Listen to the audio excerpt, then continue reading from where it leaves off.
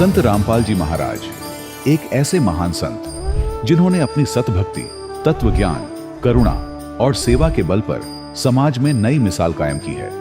संत रामपाल जी महाराज की अगुवाई में उनके सभी सतलोक आश्रमों से समाज कल्याण के अद्भुत कार्यों ने समाज को सुनहरे भविष्य की एक नई उम्मीद दिखाई है। संत रामपाल जी महाराज से नाम दीक्षा लेने के बाद लाखों लोगों की लाइलाज बीमारियां जैसे कैंसर, एड्स आदि ठीक हुई। संत जी के ज्ञान से प्रेरित होकर उनके अनुयायियों ने लाखों यूनिट रक्तदान किया। संत जी ने लाखों बहन बेटियों का दहेज मुक्त विवाह करवाया।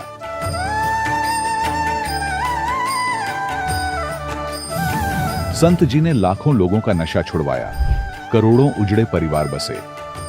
संत जी के आश्रमों में समागम के दौरान निःशुल्क नेत्र चिकित्सा, दंत चिकित्सा प्रदान की जाती है। संत रामपाल जी महाराज द्वारा समय समय पर पर्यावरण संरक्षण के उद्देश्य से बड़े स्तर पर वृक्षारोपण किया जाता है।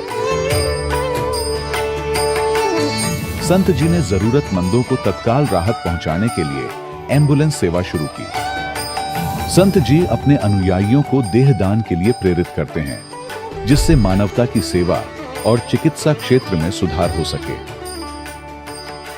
संत रामपाल जी महाराज के सभी आश्रमों में हर रोज निःशुल्क भंडारा आयोजित किया जाता है, जहां हर वर्ग, हर जाति और हर धर्म के लोग एक साथ बैठकर भोजन करते हैं।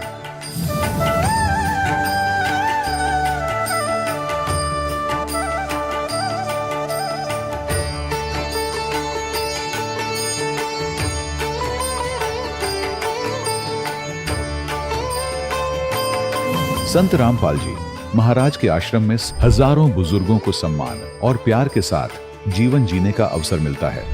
उनके खाने, रहने और स्वास्थ्य की पूरी जिम्मेदारी संत रामपाल जी महाराज उठाते हैं। अनाथ बच्चों के लिए संत रामपाल जी महाराज के सभी आश्रम किसी वरदान से कम नहीं। यहाँ उन्हें शिक्षा, संस्कार और भविष्य के लिए बेहतर अवसर प्रदान किए जाते हैं। चाहे बाढ़ हो, भूकंप या महामारी, संत रामपाल जी महाराज और उनके अनुयायी हमेशा ही जरूरतमंदों के लिए सबसे आगे खड़े रहते हैं। कोविड महामारी के दौरान संत रामपाल जी महाराज के आश्रमों से करोड़ों लोगों के लिए भोजन, दवाइयां और जीवन रक्षक सामग्रियां उपलब्ध कराई गई। चाहे गरीब की मदद हो या किसी शोषित और पीड़ित वर्ग के हक और सम्मान की लड़ाई, संत रामपाल जी महाराज ने हमेशा ही उनकी दबी आवाज को सरकारों तक पहुंचाया है और उन्हें उचित न्याय दिलवाने में अहम भूमिका अदा की है। समाज में आध्यात्मिक और सामाजिक मूल्यों के प्रति जागरूकता लाने में संत रामपाल जी महाराज हर कदम पर मानवता के सच्चे सेवक साबित हुए हैं। संत रामपाल जी महाराज का जीवन हमें सिखाता है कि सच्ची सेवा वही है जो निस्वार्थ भाव से की जाए। आइए हम भी इस महान सेवा के कार्य में इस महान संत से जुड़ें और संत रामपाल जी महाराज से नाम दीक्षा लेकर अपने जीवन को धन्य बनाएं।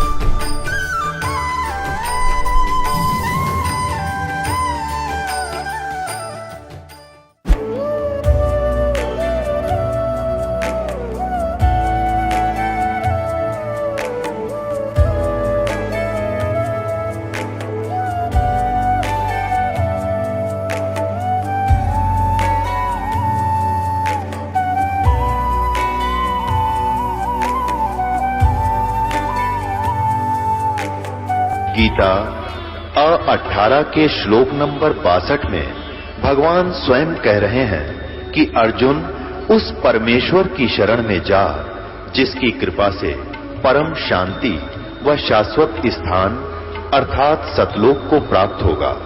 वो परमेश्वर कौन है, कहां है, कैसा है, जानने के लिए कृपया अवश्य सुनिए जगत गुरु तत्वदर्शी संत रामपाल जी महाराज के अमृत वचन।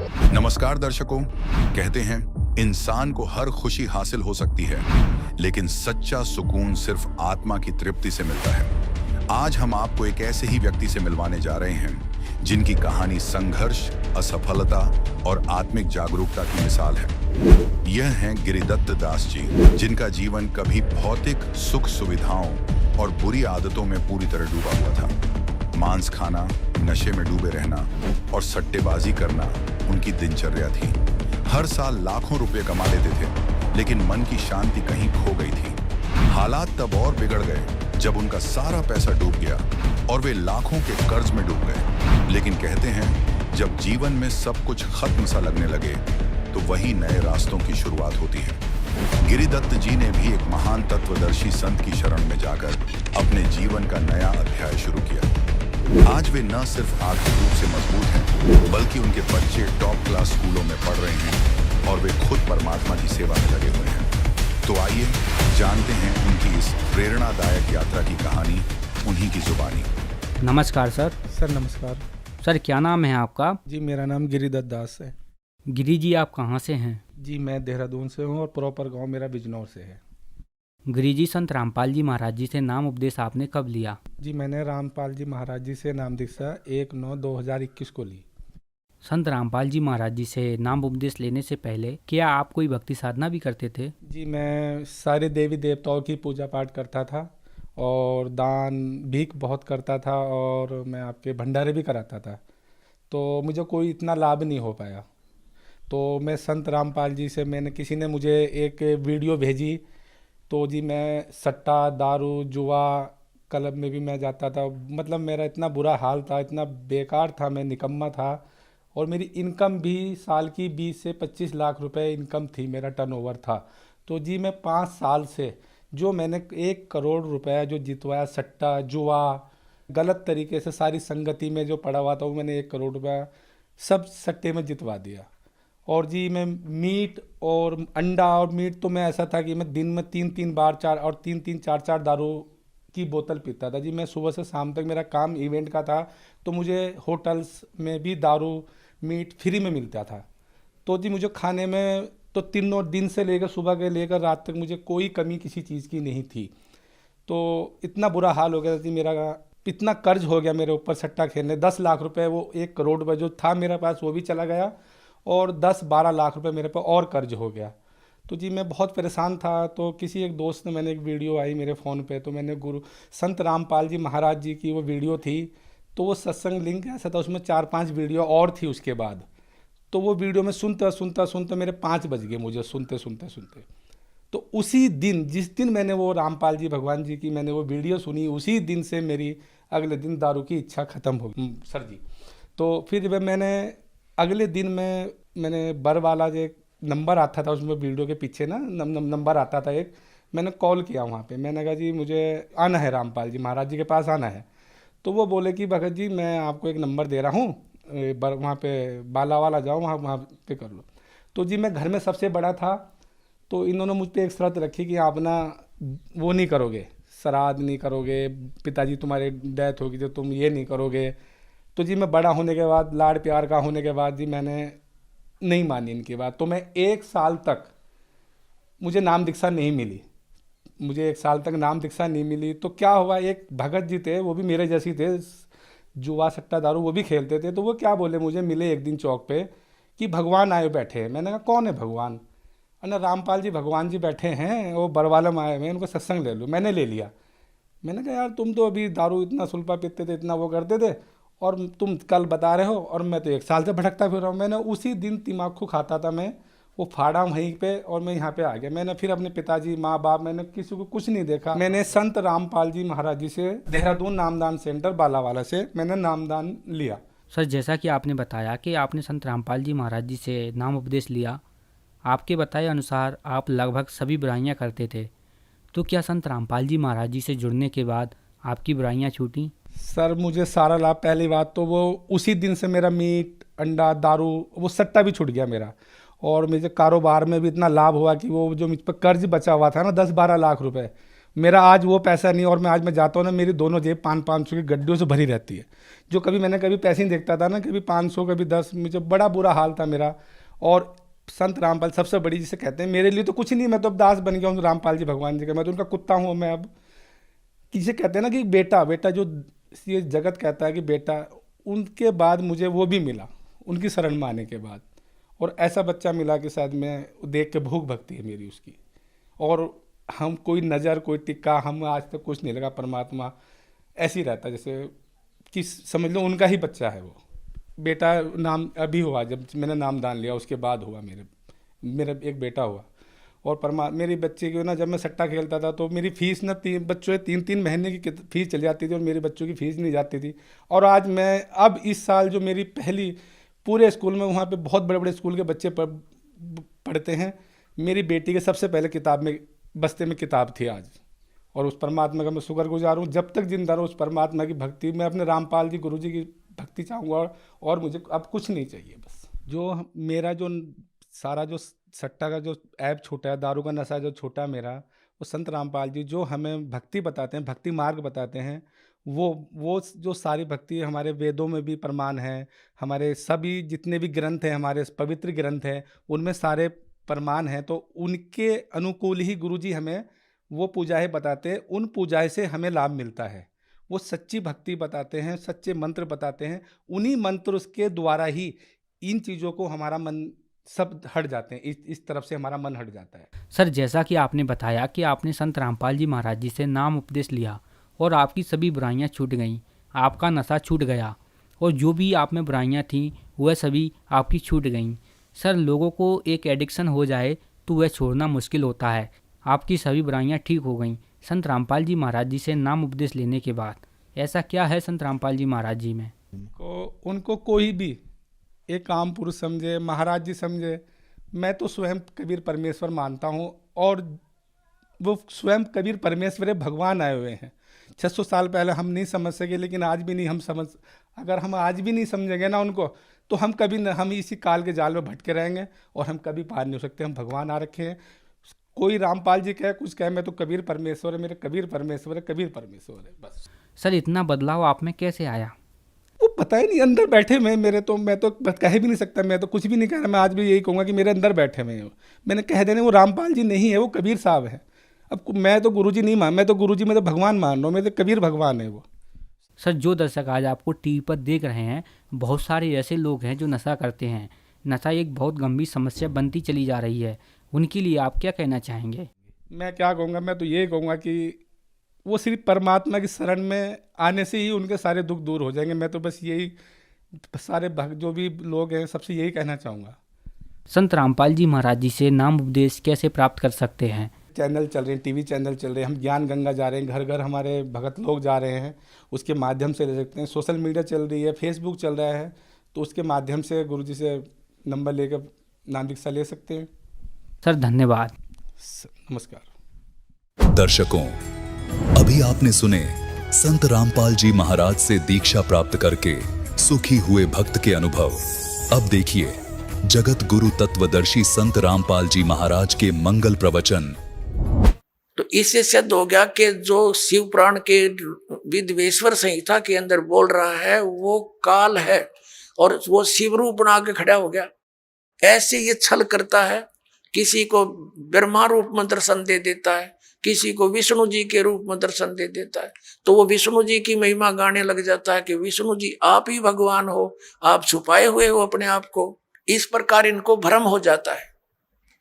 और ये कैसे इसके कर्म अलौकिक हैं, अब आपको दिखाते हैं थोड़ा प्रमाण सदग्रंथों में। एक बार देवताओं का और असुरों का, राक्षसों का युद्ध हो गया और राक्षस विजयी हो गए, देवता भाग गए, मैदान छोड़ गए। देवताओं ने कहीं जाकर के इकट्ठा होके भगवान विष्णु की आराधना की और ये विष्णु रूप धारण करके, ये ब्रह्मा विष्णु महेश का पिता जिसने गीता बोली, ये वहां प्रकट हो गया। और इसने पूछा कि तुमने जो तुम्हारे मन की बात मैंने जान ली है और आप जाओ, जो ससाद का पुरंजय नामक पुत्र है उसको युद्ध के लिए खड़ा कर लो, राक्षसों के आमने सामने खड़े हो जाओ और उसको तैयार कर लो। मैं उसके शरीर में प्रवेश करूंगा और राक्षसों को मार दूंगा। अब दिखाता हूं आपको, ये देखिएगा श्री विष्णु पुराण, गीता प्रेस गोरखपुर से प्रकाशित है। ये है श्री विष्णु पुराण, सचित्र हिंदी अनुवाद सहित है, इसमें संस्कृत भी साथ है। अनुवादक है मुनीलाल गुप्त और गीता प्रेस गोरखपुर से प्रकाशित।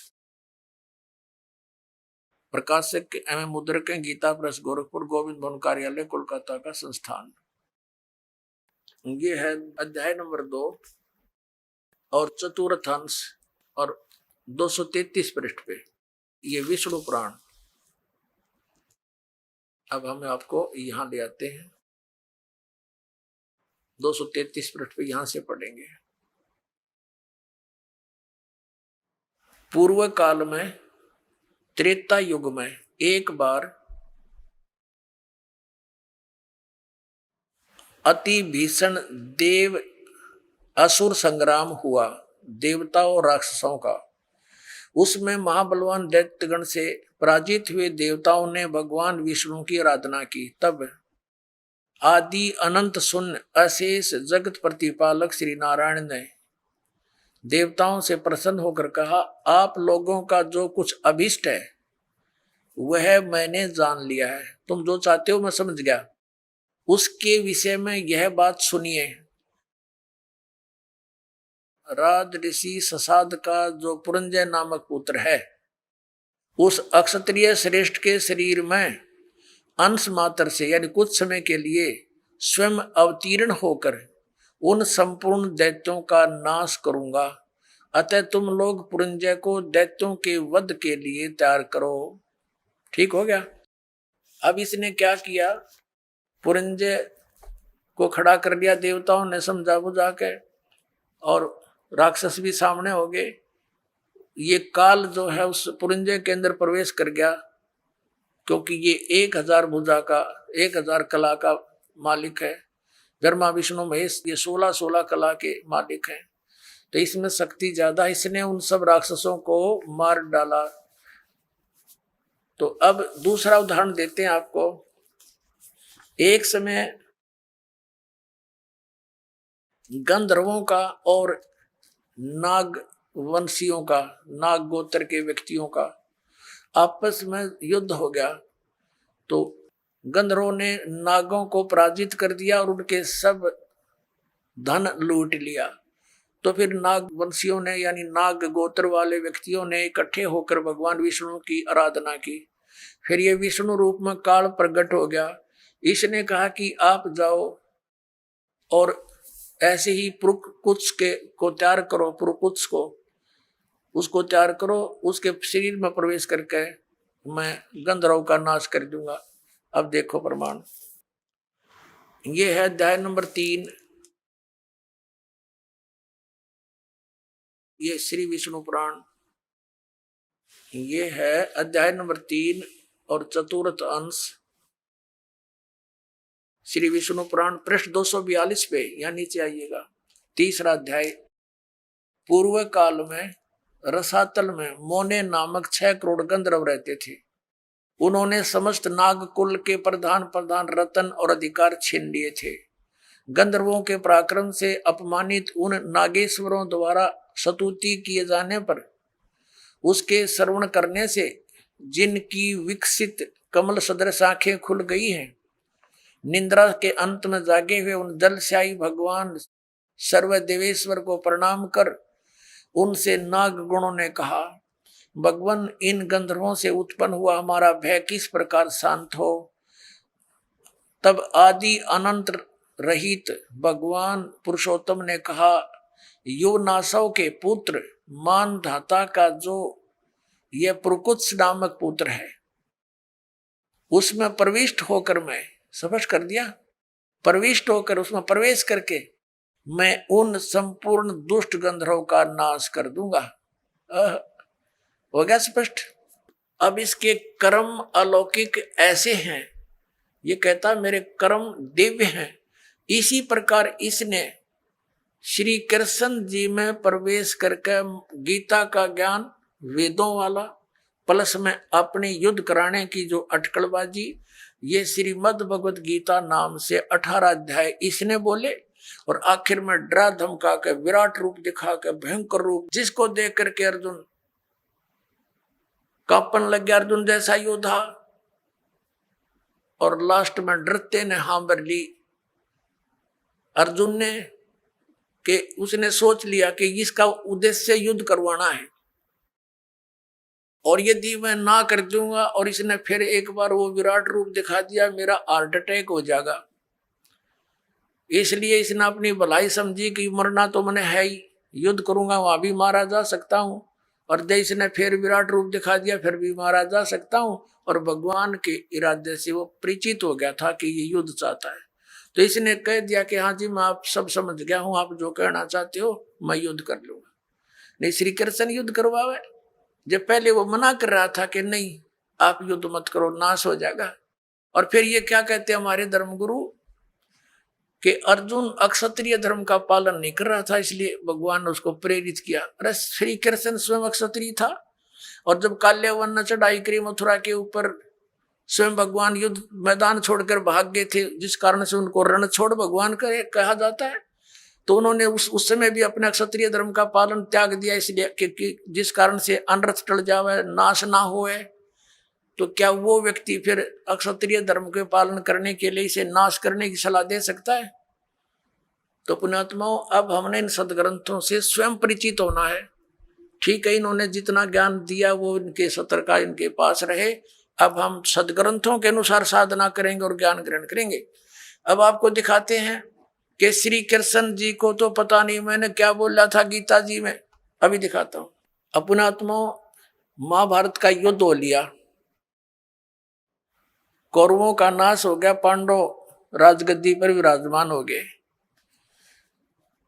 उसमें श्री कृष्ण के अंदर से काल निकल गया, ओनली श्री कृष्ण विद्यमान था, प्रेजेंट था। एक दिन श्री कृष्ण जी ने कहा कि अब मैं वापस जाता हूं द्वारका को और तुम अपना राज करो। अर्जुन ने कहा कि भगवान आप हमें कुछ सत्संग अध्यात्म ज्ञान सुना कर जाओ, क्योंकि आप हमारे गुरु हो, एक सत्संग करके जाइयो। जब श्रोतागण सामने बैठे थे, अर्जुन और कृष्ण वहां पर टहल रहे थे, सत्संग का समय के इंतजार कर रहे थे, श्रद्धालु आ रहे थे। तब श्री कृष्ण जी से अर्जुन ने कहा, भगवान कृपा मुझे वही ज्ञान सुनाना जो आपने युद्ध के दौरान सुनाया था, यानी वो गीता जी का ज्ञान बताना। अब मैं भूल गया हूं, बुद्धि के दोष से मुझे याद नहीं रहा। श्री कृष्ण जी कहते हैं कि तू बड़ा श्रद्धाहीन है अर्जुन, तू बड़ा बुद्धिहीन है, तूने उस ज्ञान को याद क्यों नहीं रखा? और अर्जुन पर तो डांट मार रहे हैं कि तूने याद क्यों नहीं रखा, और स्वयं कह रहे हैं अब मैं पूरा ज्यों का तो तुझे उसको नहीं बता सकता, क्योंकि उस समय मैंने योग युक्त होकर ये ज्ञान बोला था। भले आदमियों, जब युद्ध के इसे खतरनाक भयंकर समय में योग युक्त हुआ जा सकता है, तो इस पीस में क्या दिक्कत आ गई योग युक्त होने में? अब हो जा 2 मिनट लागे जो ज्ञान होता, उसने बोला हो तो उसने बोला ही नहीं था। ये श्री कृष्ण में प्रवेश करके काल बोल गया। जैसे आप देखते हो एक प्रेत आत्मा दूसरे के शरीर में प्रवेश कर जाती है, और वो प्रेत बोलता रहता है, बहुत कुछ बोल जाता है। उसके जाने के बाद जिस शरीर की वो आत्मा अपने सचेत होती है, फिर उसको कोई अन्य ही बताते हैं, ऐसे बोल रहा था तू, ऐसे बोला, ऐसे बोला। उसको कुछ नहीं पता होता मैंने क्या बोला, और ही बताते हैं। फिर वो कहने लग जाता मैंने एक दिन ऐसे बोला। तो ऐसे श्री कृष्ण जी में प्रवेश करके उसकी आत्मा को दबा कर ये काल बोल गया सारे काम में। और उसके निकलने के बाद फिर ओरिजिनल कृष्ण था, वो क्या बोलता है दिखाता हूं आपको। देखिए, ये संक्षिप्त महाभारत द्वितीय खंड, ये द्वितीय खंड गीता प्रेस गोरखपुर से प्रकाशित है। संपादक तथा संशोधक हैं जयदयाल गोविंद का, जिसने श्री मद्भुत गीता का भी अनुवाद किया है। गीता प्रेस गोरखपुर से प्रकाशित है, गीता प्रेस गोरखपुर से। इसके 667 पृष्ठ पर आप जी को ले चलते हैं। ये देखिएगा पृष्ठ नंबर 667, 667, और ये है संक्षिप्त महाभारत। संक्षिप्त महाभारत। अब यहां आ गए हम। जन्मेजय ने पूछा, ब्रह्मन, शत्रुओं का नाश हो जाने के बाद जब महात्मा श्री कृष्ण और अर्जुन सभा में बैठकर वार्तालाप कर रहे थे, उस समय उनमें क्या बातचीत हुई? तो वैशंपायन जी कहते हैं, राजन, श्री कृष्ण के सहित अर्जुन ने जब अपने राज्य पर पूरा अधिकार प्राप्त कर लिया तो वे दिव्य सभा भवन में आनंद से रहने लगे। एक दिन सज्जनों से घिरे हुए वे दोनों मित्र स्वेच्छा से घूमते घूमते सभा मंडप के ऐसे भाग में पहुंचे जो स्वर्ग के समान सुंदर था।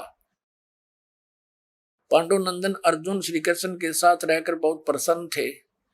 एक बार उन्होंने उस रमणीक सभा की ओर दृष्टि डालकर भगवान से ये वचन कहे, देवकी नंदन, जब युद्ध का अवसर उपस्थित था उस समय मुझे आपके महात्म का, अब यहां चर्चा हो रही है इनकी, महात्म का ज्ञान और ईश्वरीय स्वरूप का दर्शन हुआ था, किंतु केशव, अब आपने स्नेहवश पहले मुझे जो ज्ञान का उपदेश किया था वह सब इस समय बुद्धि के दोष से भूल गया है। उन विषयों को यानी गीता, श्रीमद् भगवत गीता के ज्ञान को सुनने के लिए बार बार मेरे मन में उत्कंठा होती है। इधर आप जल्दी ही द्वारका जाने वाले हैं, अतः पुण्य उस सब वह विषय मुझे सुना दीजिए। वैशंपायन जी कहते हैं, अर्जुन के ऐसा कहने पर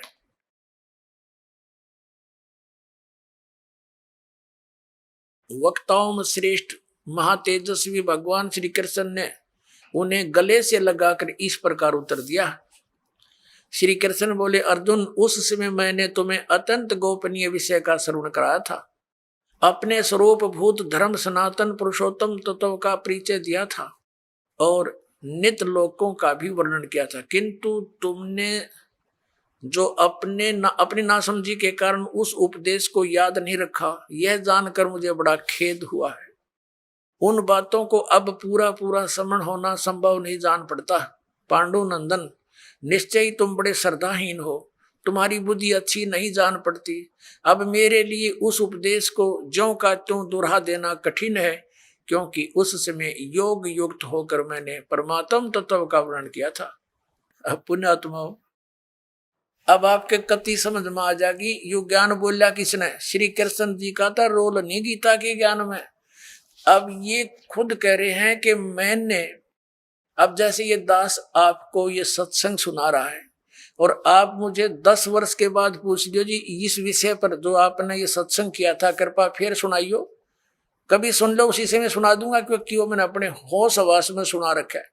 और मेरे अंदर कोई प्रेत बोल रहा है तो फिर मैं ये बात बोलूंगा तो श्री कृष्ण बोल रहे हैं कि तुमने याद नहीं रखा, तुम कैसे व्यक्ति हो, श्रद्धाहीन हो, बुद्धिहीन हो। अरे भले आदमियों, ये दास सत्संग करेगा और प्रथम बार जो श्रोता इस सत्संग को सुनेगा 20% याद रहता उसको, और मैं फिर डांट मारूं कि तुमने याद क्यों नहीं रखा। इससे सिद्ध है कि खिसियानी बिल्ली खंबा नोच रही है, यानी उसको ज्ञान नहीं खुद को, और उसको धमका रहा है कि तूने याद क्यों नहीं रखा, तेरा के बिजली गिर गई। अब तो आपको क्या हो गया, जब ऐसे भयंकर युद्ध के समय में आदमी योग युक्त हो सकता है, इतना शांत है, सब तरह से बिल्कुल पीस ऑफ माइंड है, आराम से योग युक्त हो सकते हैं। भाव कहने का ये पुणात्माओं, श्री कृष्ण जी का तो रोल ही नहीं था गीता के ज्ञान देने में। अब श्रीमद् भगवत गीता का ज्ञान दिया किसने है? ये काल ने दिया।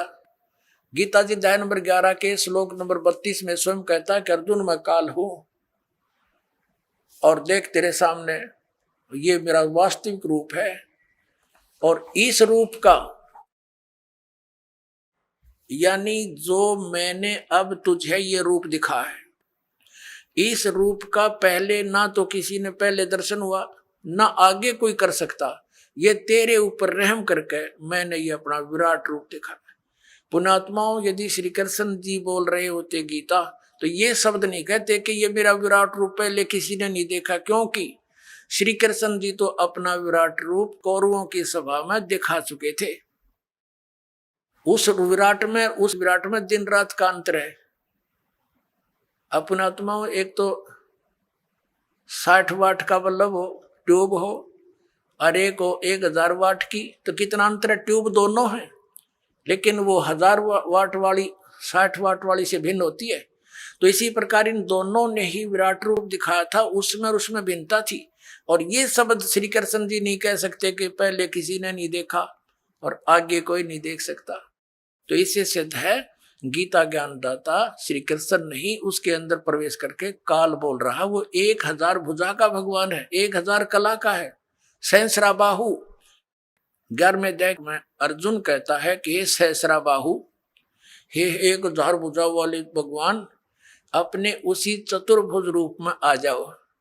क्योंकि वो श्री कृष्ण मान रहा था उसको, और श्री कृष्ण इज विष्णु, विष्णु जी जो है ये 4 भुजा के भगवान है। अब इस दास की नजरों से आपको पता चलेगा कि श्रीमद् भगवद गीता का ज्ञान किसने बोला। और दूसरा और अन्य प्रमाण एक ये है कि श्री कृष्ण तो अर्जुन के साले थे। श्री कृष्ण की बहन अर्जुन को ब्याही थी सुभद्रा जी, अपने साले को पहचानने से भूल गया वो। श्री कृष्ण नहीं था वो। श्री कृष्ण से बाहर निकल कर वो काल देख रहा था, ऐसे भयंकर रूप दिखाया, और श्री कृष्ण अलग खड़े हैं, ओझल हो गए उसके प्रकाश में, तेज में। तब अर्जुन पूछता है, हे महानुभाव आप कौन हो, मैं आपको नहीं पहचानता। तो क्या श्री कृष्ण थे वह? और भी ढेर सारे प्रमाण हैं कि श्री कृष्ण जी ने गीता का ज्ञान नहीं कहा। श्री कृष्ण जी ने पहले कभी काल नहीं कहा अपने आप को, बाद में कभी काल नहीं कहा। श्री कृष्ण जी के पास तो ये जितनी गौवें थी, ग्वाल बाल थे, गोपियां थी, सब आकर के प्यार पाते थे, उसकी तरफ देखते रहते थे, निहारते रहते थे। क्या वो काल हो सकते हैं? तो पुण्यात्मा, श्रीमद् भगवद गीता का ज्ञान इस सरपुरुष ब्रह्म ने दिया, जो ब्रह्मा विष्णु महेश का पिता है। और इसी को हमारे धर्म गुरु, इसी को परम ब्रह्म बोलते हैं, इस काल को, कि ये मूर्ति रहित है, ये आकार में आया तो सदाशिव बन गया, ब्रह्मा जी बताते हैं। और फिर इसने अपने शरीर से एक स्त्री की निकाली अपने शरीर से, जो इसके श्री अंग से अलग होने वाली नहीं थी। वो कौन थी? वो दुर्गा थी। वो परमेश्वर ने निकाली थी इस काल के पेट से, जो आपको सृष्टि रचना में बहुत बार बताया और सुनाया गया है। तो ये श्री शिव पुराण के अंदर आप देखते हो, रुद्र संहिता के अंदर आपको कल भी दिखाया था और भी दिखाएंगे समय आने पर। तो उसके अंदर स्पष्ट है कि श्री दुर्गा जी से और श्री शिव यानी इस कसत काल रूपी भगवान से विष्णु जी की उत्पत्ति हुई, इन दोनों के सृष्टि क्रम से, और ऐसे ही ब्रह्मा जी की उत्पत्ति की। और फिर विद्वेश्वर संहिता में ये आपने देख लिया, 5 बोलने वाला ये अलग है, और शिव, विष्णु, ब्रह्मा और रुद्र, ये चारों को ये उपदेश दे रहा है। तो ये काल रूपी ब्रह्म जो है, इसने गीता जी का ज्ञान बोला, और इसने अपनी सतिथि बताई कि तेरे और मेरे बहुत जन्म हो चुके अर्जुन, तो नहीं जानता, मैं जानता हूं। और इसलिए परम अक्षर ब्रह्म की तरफ 18वें अध्याय के 62वें श्लोक में इसने कहा है, यदि तूने पूर्ण मोक्ष चाहिए, परम शांति की चाहिए, तो उस परम अक्षर ब्रह्म की शरण में जा, उसकी कृपा से ही तू परम शांति को और सनातन परम धाम को प्राप्त होगा। फिर उसके लिए ऑप्शन छोड़ दिया कि उसके लिए तत्वदर्शी संतों की खोज कर, वो संत जैसे बताएं तू वैसे भक्ति कर, तब तेरा पूर्ण कल्याण होगा। बोलो सतगुरुदेव।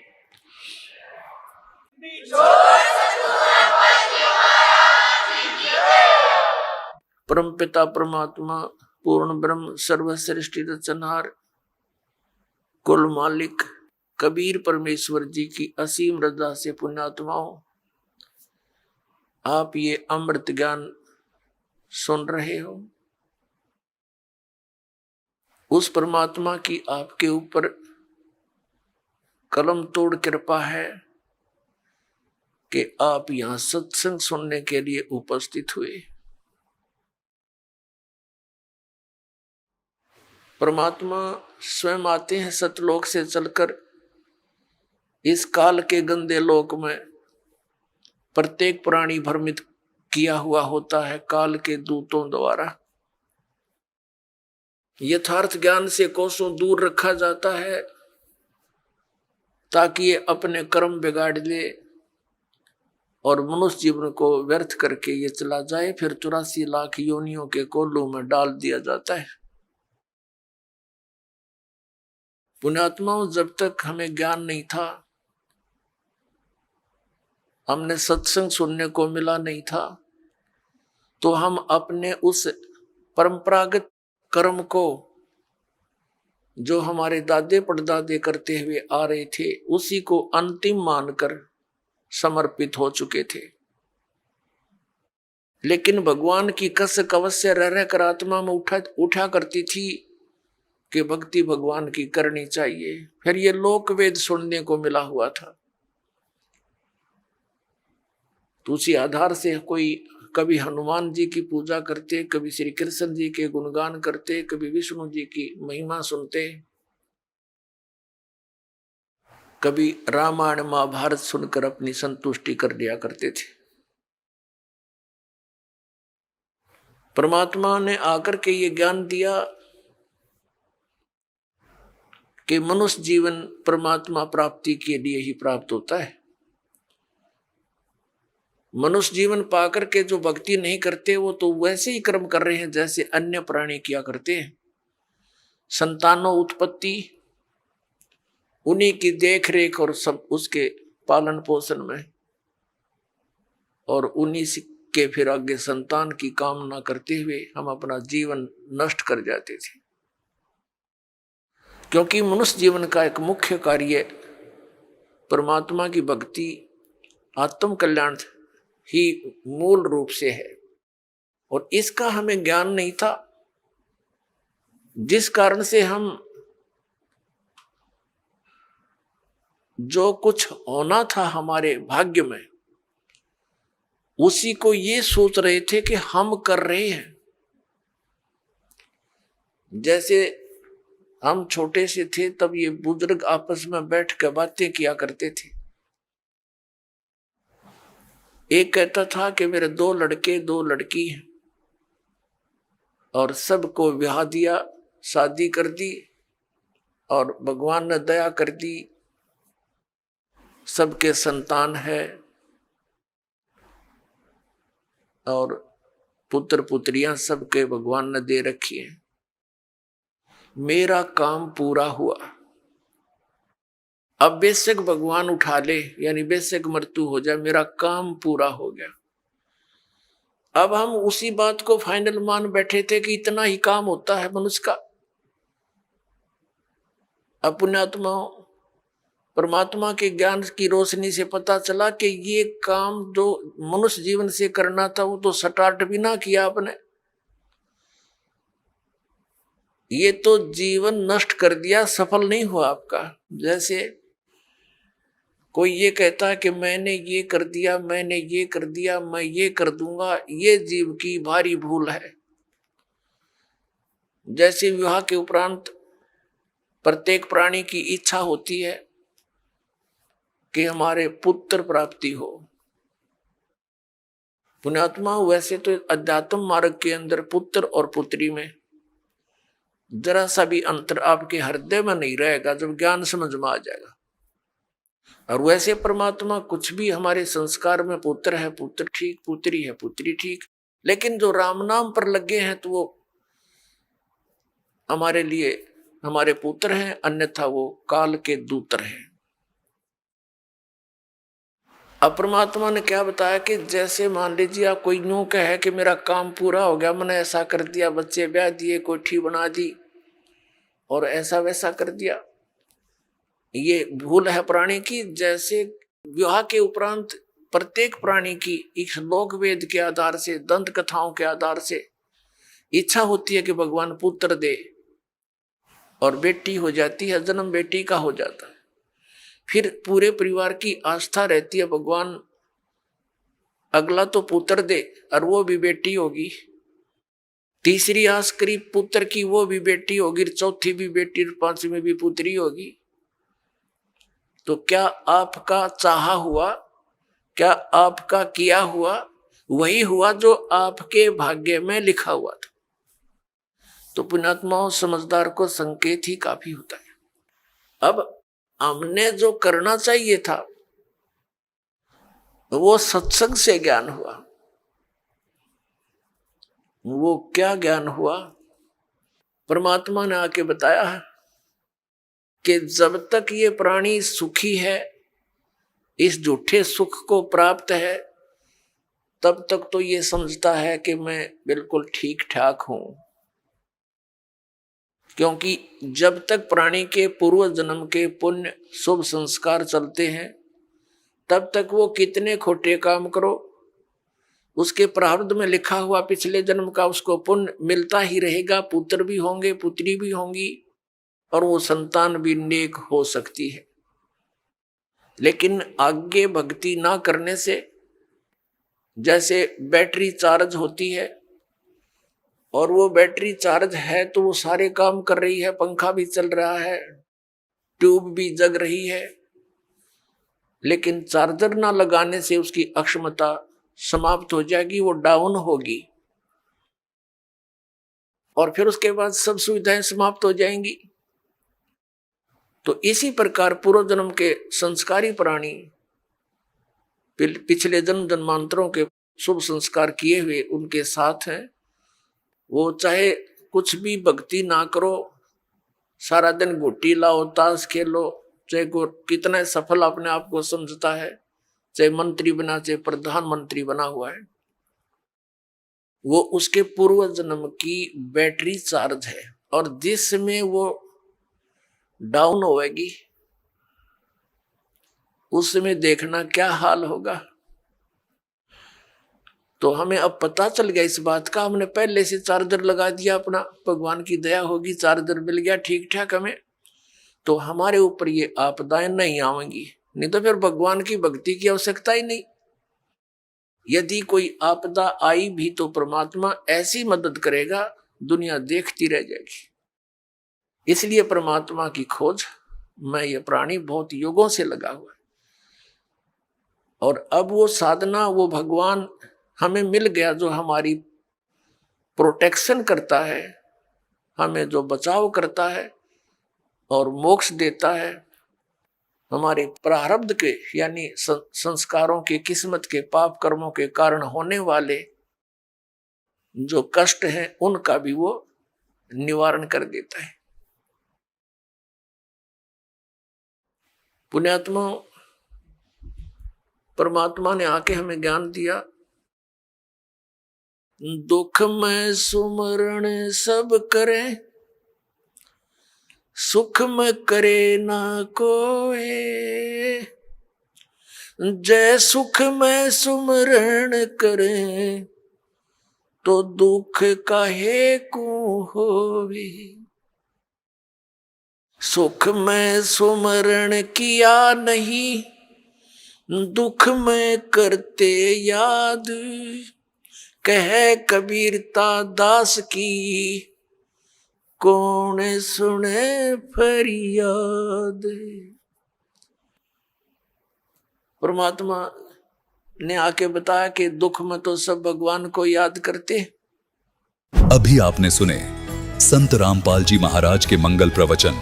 आइए अब सुनते हैं संत रामपाल जी महाराज से नाम दीक्षा लेकर सतभक्ति करके अद्भुत लाभ प्राप्त करने वाले अनुयायी के विचार।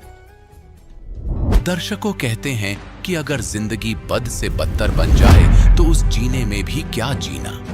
जी हाँ, आज हम आपको एक ऐसी महिला के जीवन से रूबरू करवाने जा रहे हैं जिन्होंने अपने जीवन में अनेकों दुख सहे। ये हैं हेमलता जी, जिनकी भक्ति की यात्रा एक दर्द भरे संघर्ष से शुरू होती है। मध्य प्रदेश के ग्वालियर से आने वाली हेमलता जी ने संत रामपाल जी महाराज से 21 मार्च 2013 को नाम दीक्षा ली।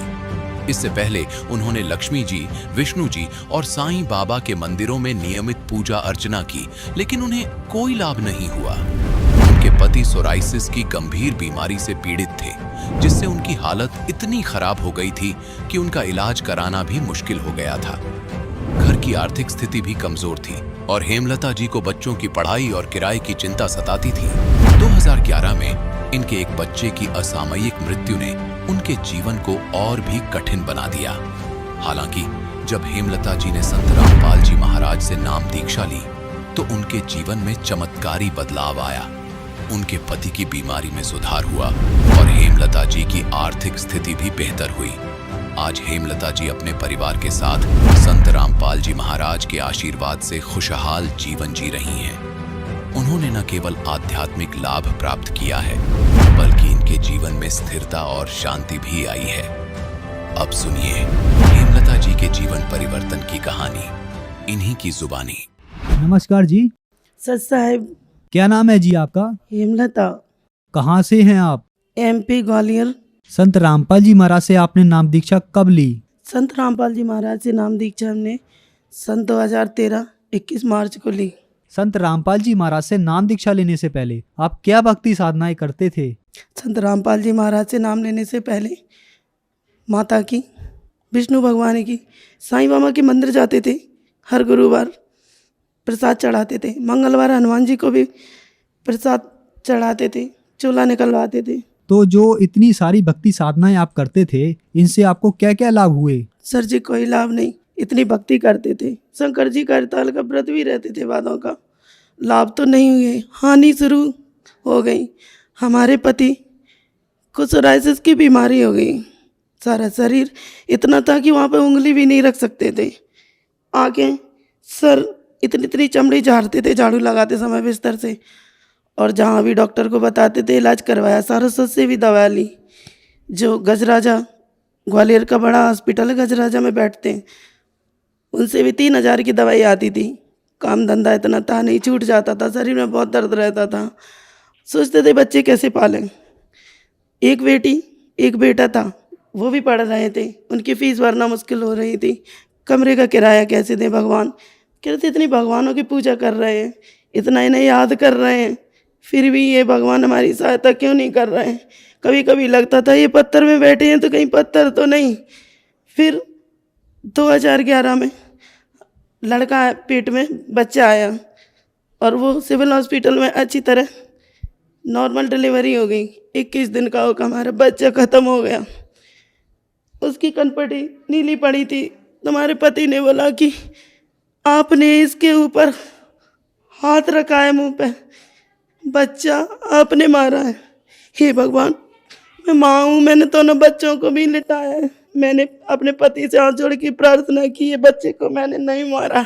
सन 2010 में हमारी मम्मी भैया करौता से नामदान लेकर आए संत रामपाल जी महाराज से।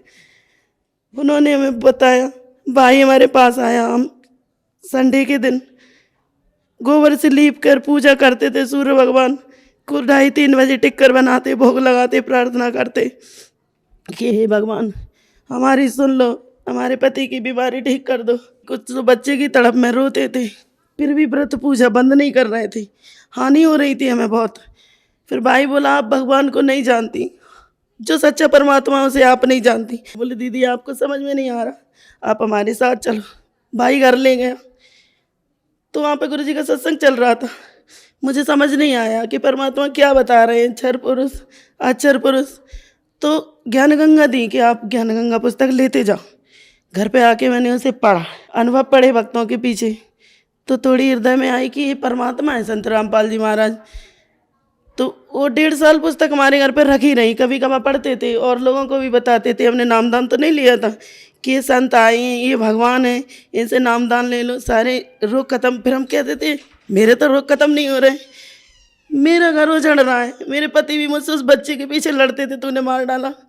और इसमें हम सबको बता रहे हैं कि जो भगवान है, जो वेदों के अनुसार भक्ति है, उसमें गुरुजी ने लिखा है, इस लोग नंबर भी लगा है, वेद में भी बताया। कबीर रंगारसी, कबीर बम्बारसी, पुराने रोगों का नाश करने वाला, पुराने घोर से घोर पापों का नाश करने वाला परमात्मा तत्वदर्शी संत की शरण में जाने से उनसे नाम दीक्षा लेके मुक्त होगा। तो ये संत रामपाल जी महाराज है तत्वदर्शी संत। अगर ये भगवान है तो हमारी क्यों नहीं सुन रहे। नामदान तो हमने ले नहीं रखा था।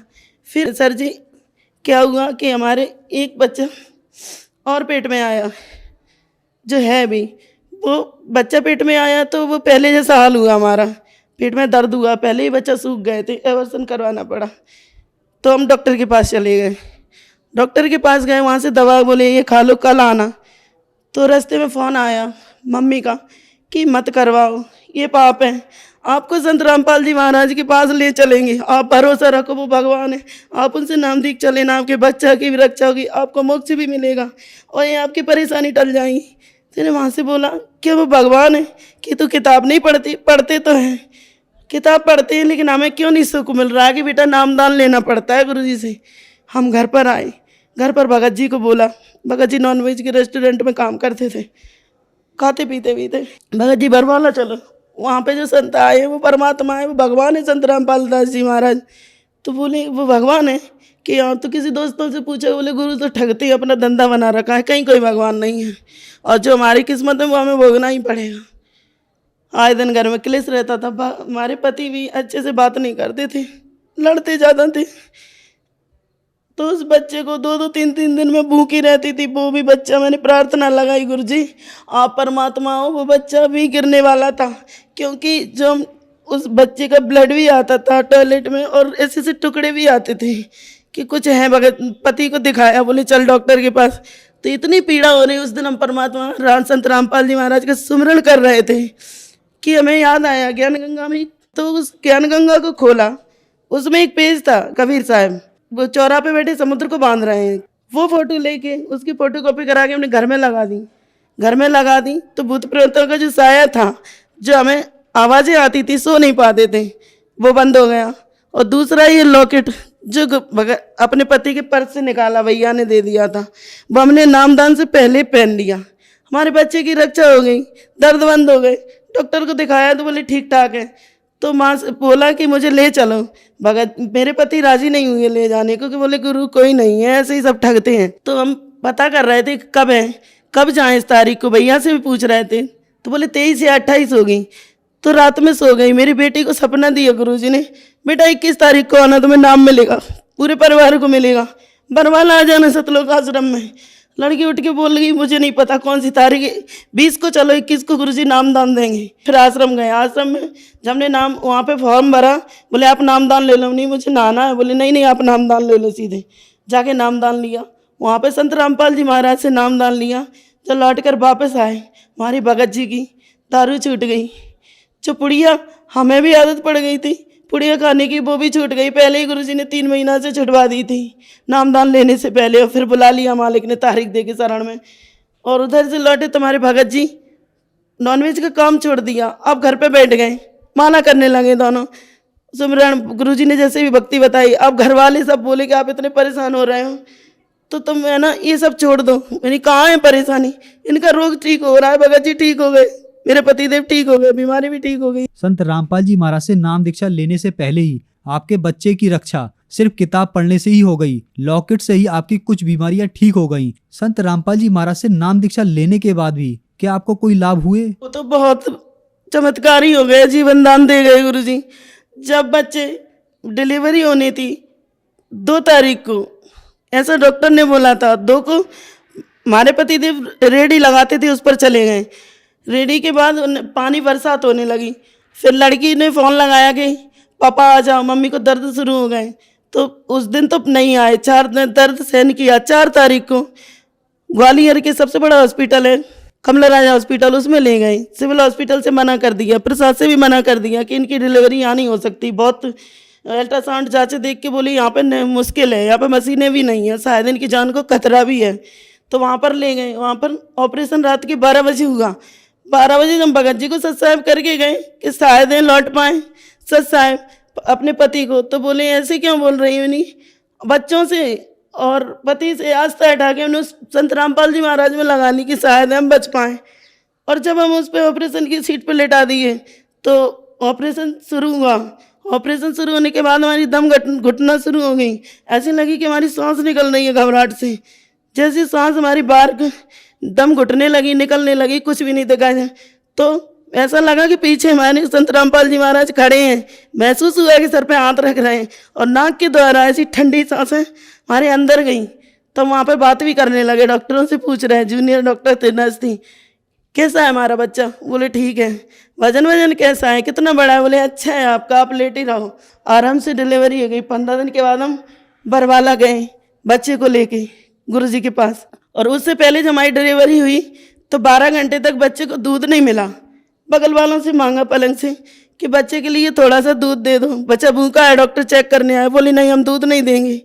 हमने कहा अगर आप हमसे कोई मांगता तो हम तो सारा दूध बच्चे को दे देते, अपना भी पिला देते। हाथ जोड़ जोड़ के कह रहे कोई थोड़ा सा दूध दे दो, इस बच्चे को पिलाना है। तो बोली नहीं, हमारे पास दूध नहीं है। रह गए। हमारे पति दूध लेने बाहर चले गए। बोले कि घर से कहीं किसी के पड़ोस में गाय है, वहाँ से लाएंगे। हॉस्पिटल नहीं पहुँचे। मम्मी ने भी मांगा। रात की 12 बजे की बच्चा जन्मा, सुबह के दोपहर को 1 बज गए। अब रोना बंद कर दिया। डॉक्टर बोला इसे दूध पिला दो, जैसा भी हो वैसा पिला दो, नहीं ये बच्चा बचेगा नहीं। उसको देख के हमारे अंदर सीने में दर्द उठा तो बहुत भयंकर दर्द था, बहुत भयंकर पीड़ा थी। माँ को बोली कि मैं नहीं बच पाऊंगी। तो सिकाई विकाई के लिए ले गए। बोले आप मम्मी अब बताती हैं घर पे आके कि आप याददाश्त खो बैठी थी ना, तो बच्चे को पहचान रही थी, डॉक्टरों को मार रही थी, काट रही थी, वहाँ पर इतना हंगामा कर रही थी, आपको रस्सियों से बांधा गया। हमें ऐसा थोड़ा थोड़ा याद है कि मैं भैया को घुसा मार रही थी और पहचानने की कोशिश कर रही थी कि हमारा भैया है, लेकिन नहीं पहचान पा रही। मम्मी भी आई, ये हमारी माँ है, तो हम उनसे बात नहीं कर पा रहे। और जब सो गए तो गुरुजी हमारी आत्मा को बरवाला ले गए। संत रामपाल जी महाराज हमारी आत्मा को बरवाला ले गए। संत रामपाल जी महाराज ऊपर गद्दी सिंहासन पर बैठे हुए हैं, हम लोग नीचे बैठे हैं। तो हम पूछ रहे हैं आपस में भक्तमती भगत जी से कि यहाँ पे क्या हो रहा है, एक दूसरे को कपड़ा क्यों फिर रहे हैं? बोले यहाँ पे पागलों का इलाज हो रहा है, ये ठीक हो रहे हैं, पागल ठीक हो रहे हैं। ऐसा करके मैं अभी हाथ जोड़कर बैठ गई। और 10 बजे बताते हैं कि आप जब होश में आई तो हमने अपने बेटे को, अपने पति को, माँ को, सबको पहचान लिया। और इतने आध्यात्मिक लाभ हुए, परमात्मा ने हमारी इतनी रक्षा की, उजड़ा हुआ घर बसाया, पति भी सही सलामत कर दिए। वो अब नहीं लड़ते, कभी नहीं लड़ते, कोई भी काम हो पूछ कर करते, ऐसा कर ले या नहीं कर ले, गुरु जी से प्रार्थना करके करते। संत रामपाल जी महाराज से परिवार तो बचाया ही, और हमें भक्ति भी सही मिल गई। क्योंकि जो हम पहले करते थे उससे न तो गति थी, न लाभ था, न मोक्ष था, उल्टा हानि ही थी। ऐसा वेद में भी प्रमाण है, गीता में भी, कि न तो इन तीनों देवों की भक्ति करने वालों की न गति होती है, न कोई लाभ होता है। और जब से हम संत रामपाल जी महाराज की शरण में आए हैं तो हमारा घर भी बसा ग्वालियर में दीनदयाल नगर महाराजा कॉम्प्लेक्स पर सत साहिब नाम से अच्छा खासा रेस्टोरेंट है। और मालिक अच्छी बरकत भी घर में हो रही है, बच्चे भी अच्छी तरह से पढ़ रहे हैं। और गुरुजी ने 2-3 साल के अंदर मकान भी दिलवा दिया। संत रामपाल जी महाराज से नाम दीक्षा लेने के बाद आपको बहुत सारे लाभ प्राप्त हुए। तो जो दर्शक आज आपको देख रहे हैं उनको आप क्या संदेश देना चाहेंगे? लाभ तो सर जी हमें बहुत प्राप्त हुए और होते ही रहते हैं आध्यात्मिक लाभ। ये बताएं तो बता ही भी नहीं पाएंगे। संसार जगत के भाई बहनों से हम यही हाथ जोड़कर करवत होकर प्रार्थना करना चाहेंगे कि चैनलों पर संत रामपाल जी महाराज का प्रोग्राम आता है तो आप वहाँ जो पट्टी आती है, नीचे नंबर आती है, उसमें तो उन पे फ़ोन करके नामदान केंद्र का पता लगा के आप संत रामपाल जी महाराज से शीघ्र ही जल्दी से जल्दी नाम दीक्षा ले लो, अपने परिवार वालों को भी दिलाओ, आत्म कल्याण होगा। यही भगवान है, संत रामपाल जी महाराज ने हमें बचाने वाला कोई नहीं है। धन्यवाद जी। सत साहिब।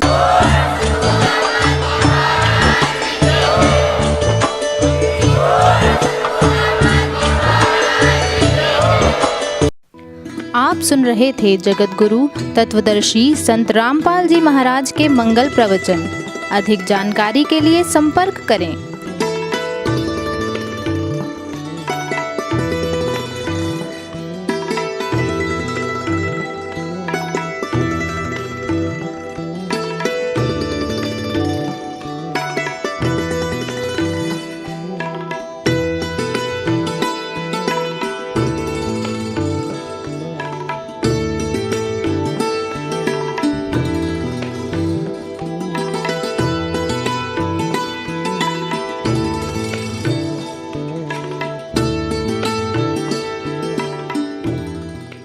जगत गुरु तत्व तत्वदर्शी संत रामपाल जी महाराज जी के पावन सानिध्य में भक्ति की अलख जगाने तथा श्रद्धालुओं को सत्य भक्ति मार्ग का रास्ता दिखाने हेतु कनाडा के लोकप्रिय channel the TV NRI channel पर जगत गुरु तत्वदर्शी संत रामपाल जी महाराज जी के मंगल प्रवचनों का प्रसारण प्रतिदिन सुबह 7:30 बजे से 8:30 बजे तक तथा रात्रि 7:30 बजे से 8:30 बजे तक किया जा रहा है। इस सत्य भक्ति मार्ग को अपनाने के लिए अधिक से अधिक सत्संग प्रसारण देखें। इस सत्संग प्रवचन का सीधा प्रसारण संत रामपाल जी महाराज लाइव सत्संग YouTube चैनल और जगत गुरु संत रामपाल जी महाराज Facebook पेज पर भी देख सकते हैं।